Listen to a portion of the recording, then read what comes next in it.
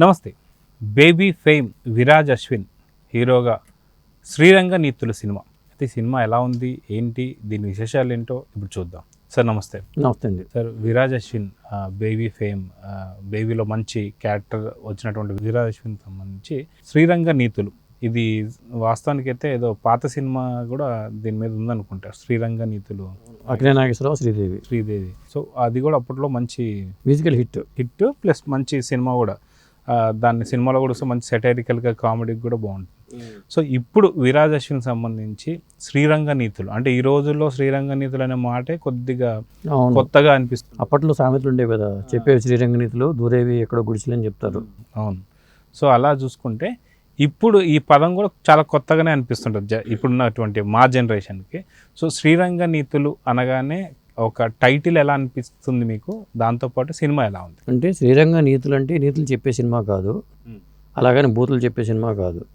ఇది ఒక 3 కథలను ఒక ప్యారలల్గా ట్రావెల్ చేసే కథ చెప్పారన్నమాట. అంటే సుహాస్, విరాజ్ అశ్విన్, కార్తీక రత్నం. మనకు సుహాస్ తెలుసు, అతను ఒక మంచి ఆర్టిస్ట్ అనేది. అలాగే అవును. తర్వాత విరాజ్ అశ్విన్ అంటే బేబీతో అతను మంచి గుర్తింపు వచ్చింది. ఇక కార్తీక రత్నం అంటే కేర్ ఆఫ్ కంచరపాలెం నుంచి అతను ఒక మాస్ పాత్రలకి బ్రహ్మాండంగా సూట్ అవుతాడు అతను. అంటే వీళ్ళ ముగ్గురికి సంబంధించిన కథలో 3 ప్యారలల్గా ట్రావెల్ అయ్యే విధానంగా ఒక కొత్త ప్రయత్నం అని చెప్పాలి, అది ఈ సినిమా. సో సినిమా మెయిన్ అంటే ఫ్యామిలీ ఓరియంటెడ్ బేస్ అనుకోవచ్చా, లేదంటే సపరేట్ ఫ్యామిలీ? అంటే ముగ్గురికి 3 కథలు ఉంటాయండి. సుహాస్ అనే వ్యక్తి ఆ ఊళ్ళో శాంసంగ్ టెక్నీషియన్. అతను ఏంటంటే ఒక బస్తీలో పెరుగుతూ బస్తీలో నేనే లీడర్ అవ్వాలని, అందరిలోనూ ప్రముఖంగా కనబడాలని తాపత్రయపడే వ్యక్తి అతను.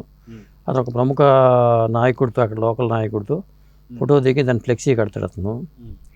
ఆ ఫ్లెక్సీని తెల్లారి చూసేసరికి ఎవరో వేరే గ్యాంగ్ ఇతను ప్రత్యర్థులు పడగొట్టేసి ఉంటారు. అది అక్కడ అతను ఏం చేశాడు అనేది అక్కడ ఒక సస్పెన్స్.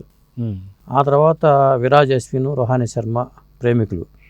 ఆ ప్రేమను ఇంట్లో చెప్పకపోవడంతో వాళ్ళ అమ్మాయికి వేరే ప్రయత్నం చేయటం, ప్రెగ్నెన్సీ వచ్చింది అనుకోవటం, అనుమానం రావటం, అలా ఒక లవ్ ట్రాక్. ఇక కార్తీక రత్నంకి వచ్చేసరికి అతను ఏంటంటే కెరీర్లో ఎదగలేక స్ట్రగుల్ అయిపోయి వ్యసనాలకు బానిసైన కుర్రాడుగా చెప్పొచ్చు. అతను ఏంటంటే గంజాయి మొక్కలు పెంచడం లేకపోతే ఇలాంటివి చేస్తూ ఉంటాడు. సరే, తమ్ముడు తెలియకుండా ఆ గంజాయి మొక్కతో ఫోటో దిగి అతను సోషల్ మీడియాలో పోస్ట్ చేయడంతో పోలీసులు కాస్త అతను తీసుకెళ్ళిపోయే పరిస్థితి వస్తుంది. ఇలా ఈ 3 కథలకి ఇంటర్వ్యూల ముందు వరకు ఈ 3 కథలు సాగుతాయి. ఈ 3 కథలకి అసలు ఎలా కనెక్ట్ అయ్యేది సినిమా అనేది ఇందులో ఒక కీలకమైన అంశంగా చెప్పొచ్చండి. అది సినిమా అంటే 3 కథలు అంటున్నారు కాబట్టి 3 సినిమాల కింద చూసుకోవాల్సి వస్తుంది. అదిగాక సెకండ్ హాఫ్లో దీని కనెక్షన్ ఎలా ఉంది, సో దీన్ని క్లైమాక్స్ ఎలా ఉందని చెప్పుకోవచ్చు. అంటే ఈ 3 కథలకి ఉన్న కనెక్షనే సస్పెన్స్. అది క్లైమాక్స్కి ఎలా తీసుకెళ్ళాడని డైరెక్టర్ ప్రవీణ్ చక్కగా డీల్ చేశాడు. కాకపోతే ఏంటంటే క్లైమాక్స్ని హడావుడిగా ముగించేసినట్టుగా మనకు అనిపిస్తూ ఉంటుంది. డైలాగ్స్ పరంగాను, కామెడీ టైమింగ్ పరంగాను సినిమా మంచి ఎంటర్టైన్మెంట్గా బాగా సాగింది. కానీ సినిమా ముగింపు వచ్చేసరికి అకస్మాత్తుగా ముగిసింది ఏమనిపించింది. ఇక సుహాస్ ఆ పాత్ర తనకి మాస్ బస్తీ కుర్రాడిగా సుహాస్ బాగా చేశాడు. ప్రేమికుడిగా విరాజ్ అశ్విన్ ఆల్రెడీ అతను కొట్టిన పిండే. ఇక మాస్ పాత్రలు అంటే అతనికి అట్లా కార్తీక రత్నం చేసేయని అలాంటి పాత్రలే కాబట్టి అతను కూడా బాగా చేయగలిగాడు. అంటే సినిమా పరంగా జనానికి కావాల్సిన ఎంటర్టైన్మెంట్ అంతా ఉంది ఈ సినిమాలో. పేరుకి శ్రీరంగ నీతులు కానీ వినోదం కావాల్సినంత వినోదం ఉంది. అందువల్ల ఈ సినిమాకి మంచి టాక్ అయితే వచ్చిందని చెప్పొచ్చు. అయితే ఈ సినిమాకి సంబంధించి చూసుకుంటే ముగ్గురులో ఎవరు ద బెస్ట్ అనిపించుకున్నటువంటి ఒక సీన్స్ ఏమైనా ఉన్నాయంటారు? ముగ్గురికి మంచి మంచి సన్నివేశాలు ఉన్నాయండి. సుహాస్కి అయితే చాలా ఈజీగా అతను లుక్ కానీ అతని ఫేస్ కానీ బస్తీ కుర్రలాగానే ఉంటాడు కాబట్టి అతనికి తగ్గ పాత్రే ఇచ్చారు అతనికి. ఇక కార్తీక రత్నం అయితే అతను మాస్ అప్పీలు. ఇక లవర్ బాయ్ ఇమేజ్ ఉన్న పాత్రలే అతను విరాజ్ అశ్విన్కి అదే సూట్ అవుతున్నాయి. మోసపోతున్న పాత్రలకే అతను వెళుతున్నాడు. లవర్ బాయ్ ఇమేజ్ నుంచి బయటపడాలి కూడా అతను.